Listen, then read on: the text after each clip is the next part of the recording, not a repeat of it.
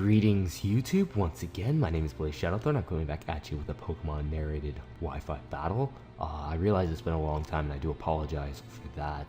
I've been lazy. There's really no excuse. I mean, I could say I'm busy, but that'd be a complete, face lie. I just haven't recorded because I haven't felt like it. I've been basking in my winter break. Unfortunately, I'm going to have to go back to school in about a week. So, my vacation's short-lived. I've been procrastinating like crazy and I've been doing absolutely nothing. That includes YouTube. So I'm back. Gonna be recording a bunch of videos, so hopefully you will be enjoying those in the weeks and days in the future to come. So if you look over at the team, pretty standard, not really standard, but it's gonna be an OU game, except both of us brought a Greninja because he told me he was bringing a Greninja. He didn't really know what tiers were, so I was like, you know what? It's a Greninja. It's okay. I'll bring a Greninja. You bring a Greninja. Everybody brings a Greninja. It's all good. And if you look at the team, there's the Greninja's really out of place. I mean, I have a Manaphy, and Manaphy accomplishes pretty much the same exact thing as Greninja does. So it's like, why? It's like the question is just why not? So, without further ado, let's get right on to this battle. So my opponent is going to be issuing me a challenge. He is actually playing on Pokemon X and Y, not even ORAS, X and Y. So he's going to be leading off a Reuniclus, as I'm going to be leading off with my Black Kermit, my Greninja. And this is a Spikes lead Greninja, so it's pretty cool Pokemon. Gonna go straight off the bat for a Dark Pulse. I wanted to gauge and see how much damage it did. Did a nice chunk of damage, like maybe around 60%. And he goes for Le Focus Blast, which is good play, predicting me to go for the Dark Pulse. It's nice stab, easy play to make. Hits Focus Blast, which was the hardest thing to do out of that. But I am sashed, so I'm able to live it. And then I revenge kill it with a second Dark Pulse. So his Reuniclus goes down early, which is great for me. And now he brings in his Scolipede, and I'm like, Scolipede, interesting. He's probably going to protect, get a speed boost up, right? So I'm going to go for Spikes, predicting that, but wrong. He makes the ballsy plays and is just protect? Why would I protect when a Greninja obviously outspeeds me? I'm just gonna go for an Earthquake, kill it off. Wow, okay. I did not see that coming.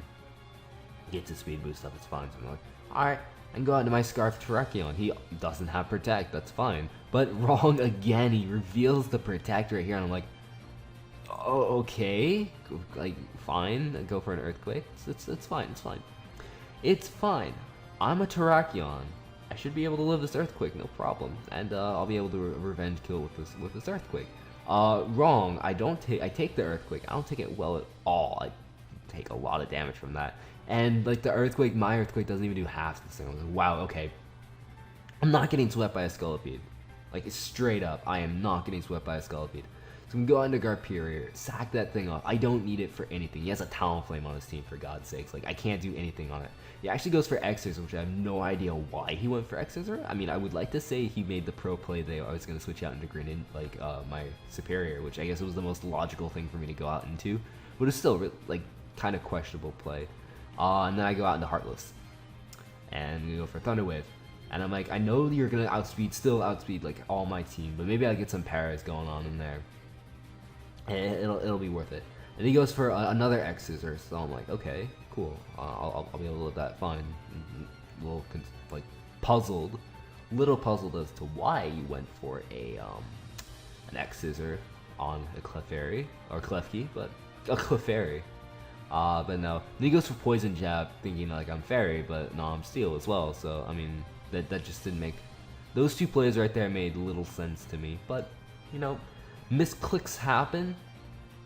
I don't know, maybe he predicted a switch of some sorts, but nope.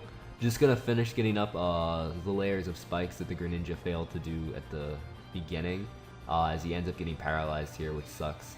I go here for another Flash Cannon here. I was like, come on, break out, and he is fortunately able to break out, and he's able to hit me up with an Earthquake, the correct play, and do a bit of damage to me, but I am a defensive Klefki. So I am able to take that Earthquake pretty nicely since it's not stab and such and things and excitement. So I'm able to take that pretty nicely, and now he's going to go out into his Mienshao. I'm thinking to myself, Mienshao, I'll probably die to a high jump kick at the range of HP that I'm at, But that's okay, because since he brought in his Mienshao, I can paralyze this thing, and now really the only fast thing left on his team is Talonflame, and it doesn't really matter if I paralyze that thing at all. He still has priority Brave Bird, so not really that big of a deal. He ends up getting paralyzed here, which absolutely sucks for him, but it doesn't really matter in the long run, because all it lets me able to do is get up a layer of spikes, or my final layer of spikes anyways. And since the only thing left on his team that is like on the ground is his Glaceon, it's not really that big of a deal. But he ends up getting paralyzed twice, and I'm like, wow, okay, so let me just go for my 4th layer of spikes.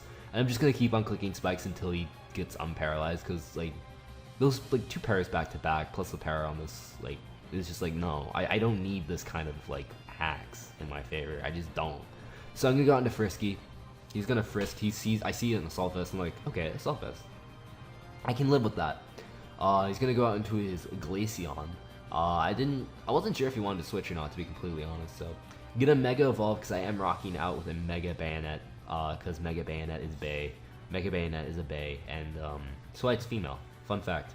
And I wanted to just use a Mega Bayonet because I was looking up some underused Megas, and Bayonet looks pretty cool.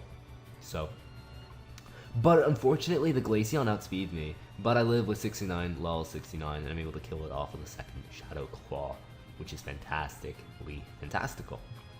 So now he's going to be sending out his Talonflame. I'm like, okay, Talonflame, that's fine. I should be fine with that, so he's going to go for Brave Bird. That's fine. I don't really need this Mega Bayonet for anything anymore, because the only other Pokemon he has left is his Mienshao. And yes, it would be useful for it, but it's paralyzed. I have other things for it. Don't even have a Shadow Sneak to do anything, so it's just death fodder for the Talonflame pretty much at this point in time. So I have Boop. I lied, he also has a Greninja. I forgot about the Greninja, to be completely honest. But I'm thinking it's game right here, because the Talonflame pretty much wins in the game. Go for a Scald because it's my best play. All the Greninja needs to do is go for like a Dark Pulse, and I lose. But he ends up going for an Ice Beam, actually predicting me, I think, to switch out to my Terrakion, which that actually matters, because if he would have went for a Dark Pulse, I would have lost the game, because he would have gotten the necessary damage off on me to put me in Brave Bird range, and then my Terrakion is low on HP. I'm pretty sure it wouldn't have survived a neutral Brave Bird, because since I'm part fighting, Brave Bird would have been super effective, but the rock makes it resisted, so it would become out to a neutral hit. So I'm at like 32 HP, it would have killed definitely at the range of HP that I'm at, but because he went for the Ice Beam predicting me to switch, I'm able to live it. Boop goes for the clutch Scald, saving my hide and securing the 2-0 victory in my favor, except not really, because he still has that Mienshao lying around. But at this point in time I won anyways, because a paralyzed Mienshao is not going to be knocking out both my Manaphy and a Scarfed Terrakion. All I needed to do was click close combat on my Terrakion. I would have won the game.